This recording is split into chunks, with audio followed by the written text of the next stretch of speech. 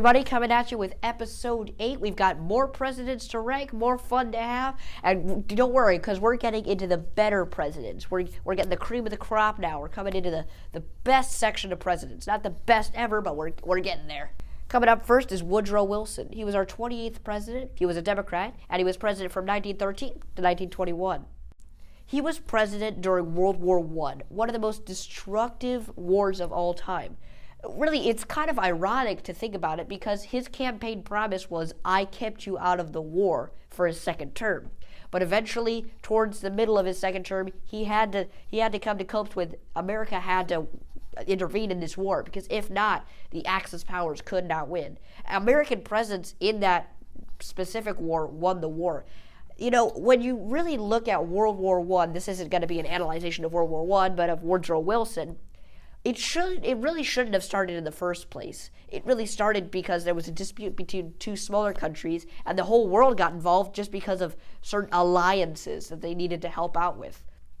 So I really don't think that war should have started in the first place, but it had gone on long enough, and America's involvement was just like, okay, that's enough of that. Let's stop. And the fact that Woodrow Wilson had the courage to send us in there and stop that conflict, I think was really good. Like I've said, win a war, you get bonus points. And he got plenty of bonus points for that one. But there's one other monumental achievement of the Woodrow Wilson administration, and that is women's rights. When Woodrow Wilson was in the presidency, he was able to pass women's rights, which was huge. It was mind-blowing. I like to call it the W, Woodrow Wilson Women's Rights World War I.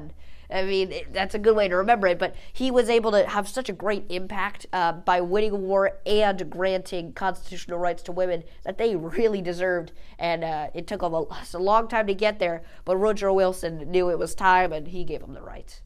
Woodrow Wilson was also big on international relations. He wasn't huge. He didn't like war. Most of us don't like war. When he ended the war, he knew that another war like this shouldn't happen. Sadly, it did. But he did all he could to ensure that we wouldn't happen again. The League of Nations, a precursor to the United Nations, was set up and was made to have good relations with all countries. Woodrow Wilson pushed for the United States to join this league, but they weren't able to. The United Nations eventually was made by what Woodrow Wilson had crafted as, the treaty to help people work out their differences by talking and diplomacy rather than arms. Sadly, though, Woodrow Wilson was a very sick man. Sick. Towards the end of his term, he was unable to work anymore at his presidency job. So his wife actually took over as president for him. They didn't put this in the history books, but there's a lot of evidence to support it. She was kind of the first women's president, you might say, because she went through all of the duties that he had as president. Next up is Teddy Roosevelt, our 26th president. He was a Republican. He was president from 1901 to 1909. This is our last reform-minded president we'll be covering. Those bearded ones in the middle. But he is by far the best reform president we've ever had. Not only did he fight spoils, not only did he fight monopoly, trust, and big fat cat rule, he also fought for the rights in workplace, so that people working in the factories and making the cars and whatnot, they had the rights that they deserved, that they were being treated well for the hard work they were pumping out, that the workers got the money rather than the big fat cat bosses who were getting all of the money. He fought for equality in there and abroad. He was also able to deal with strikes and unions because he was handling them getting their rights, and he knew that they didn't need to protest. They didn't need to protest because that was just getting in their way. He was able to stop many strikes and bring peace to many factories. In addition to all of these many reform accomplishments, he also raised the standards for food and medicine, which were very low at the time. Food had low standards and people were easily getting sick, and by this he probably stopped what could have been an epidemic. He was president from 1801 to 1809. Coinky dink. Theodore Roosevelt right before him. He was president from 1901 to 1909. Thomas Jefferson was president from 1801 to 1809. 100-year difference, and they're right next to each other, just like McKinley and Adams. This Prez will only rate the presidents right now, of course, for this rating system on their accomplishments as president. But it can't go unsaid that Thomas Jefferson, before becoming president, had a lot of great accomplishments, including writing the Declaration of Independence.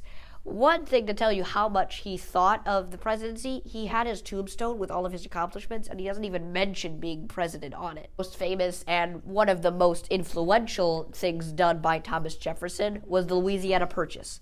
Napoleon was fighting in Europe to try to gain control of all of Europe, and he needed money for his army, and he knew he wasn't really doing anything with Louisiana, the Louisiana Territory. So he sold it to Thomas Jefferson for a pretty small price, a pretty good bargain. And when Thomas Jefferson was able to get this, he thought it was a good bargain, but not only was it a good bargain for him because he was getting land at a good price, but it was a bargain for Napoleon because he was getting rid of land that he didn't need when getting money that he did very much need. Because of this, the United States was able to almost double their size, something Thomas Jefferson was very keen on and was very supportive of. Another huge accomplishment that he did that didn't seem like a big one at the time, but we will see its impact later on in the Civil War, was he stopped the importing of slaves from Africa. This meant that we weren't snatching them from Africa anymore. Even though the injustice of slavery was still inside America, we stopped snatching them from their homeland, which, while it's a small accomplishment, is something that we should be proud of. One thing that you probably don't know, but it's very cool, is Thomas Jefferson won a war. What? Jed, what war? The Pirate War. That's right. America fought a war with pirates. Is that not cool? Okay, so essentially, we are exporting and importing goods because there's a lot of things that we can't grow yet because we haven't expanded far enough, and most of America is just, on the northeastern side, New England, you might say. And so we are importing and exporting a lot, but there are pirates, the Bourbons, who are stopping our ships, and they make us pay a fine. And if we don't pay the fine, they're going to pillage and take everything off the ship. And America's been paying this fine ever since John Adams' presidency. And Thomas Jefferson gets in and he goes, wait, why are we paying these guys? We have a navy, guys. We have a navy. Actually, we didn't have a navy. He built a navy. That's right, he built a navy to beat the pirates. So the pirates don't take us seriously because we're a pretty young nation, but Thomas Jefferson takes us seriously, and he kicks their butts. He beats the snot out of these guys. Sorry, Jack Sparrow. Boop. But yeah, it was a great accomplishment considering how short the war was. But it was a war, and we did win. So thumbs up, Jeff. Thomas Jefferson was also the first Democratic Republican president. That last one, Thomas Jefferson, was our 10th president sitting in. So we're entering the top 10 presidents. Okay, so George H.W. Bush, George Herbert Walker Bush, was our 41st president. He was a Republican, and he was president from 1989 to 1993. George H.W. Bush was elected after Ronald Reagan's huge popularity, and he had the highest popularity rate of any president, even though he only served one term. We'll get to why he didn't end up in that second term a little later. The first thing I'm going to address about George H.W. Bush is probably the most famous, the Gulf War. So Iraq invaded Kuwait, which was its oil-rich neighbor. Saddam Hussein did this, and it was not good that they did this. It was a very good versus evil kind of fight because Kuwait couldn't defend themselves, and Saddam Hussein was taking over it because it would get him a lot of money because of that oil. So George H.W. Bush led the charge to form a coalition of nations and to just decimate his forces, and we ended up with an easy victory. It was very short. There were very few American lives lost, and we were able to liberate Kuwait and put Saddam Hussein in his place. In addition to this, he was the president who ended the Cold War. This is ginormous. With a lot of help from Ronald Reagan, George H.W. Bush was president when the Soviet Union toppled, and he was overseeing how American relations with nations that used to be communist but turned to more democratic capitalist governments would turn. So he was the one who helped set up our good relations. And he was well equipped for this because, like I mentioned earlier, much earlier in my Richard Nixon episode, he was assigned to help our relations with China. So he was really good at setting up the new relationships with the new nations. His way of handling the Cold War ending was genius. He ended the Cold War by forcefully being against communism, but once the Soviet Union toppled, he wasn't dancing in the end zone. He wasn't bragging about it. He was taking it with grace, and he was helping them to be friends again. So, but when they lost, he wasn't bragging and being up in their face. He was welcoming them back to being a free nation. Another smaller tidbit that doesn't have as much light shedded upon it is his dealing with equal rights for disabled Americans. They were being mistreated and misused in ways that were not great, and they were being discriminated. So George H.W. Bush made sure that their rights were ensured, and that no matter how they were born or what traits they had, that they were treated like all other Americans. The thing that cost George H.W. Bush his presidency was his raising of taxes. His campaign promise was, "Read my lips, no new taxes."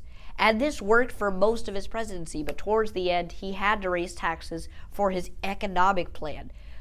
And even though he lost a lot of popularity and it cost him his second term as the president, his economic strategy led to one of the biggest economic booms since the 1950s. His groundwork and his strategic government programs and government spending and little tax raising led during Bill Clinton's presidency a large boom. So thanks to George H.W. Bush, he was able to lay the groundwork for a high economic boom. Seeing that George H.W. Bush recently died, Landon and I would like to dedicate this episode of Prez in his honor. I hope you guys enjoyed this episode. Please make sure to subscribe, comment, like, and tell all your friends about Prez. We got more content on the way, and we are cranking it out as fast as we can.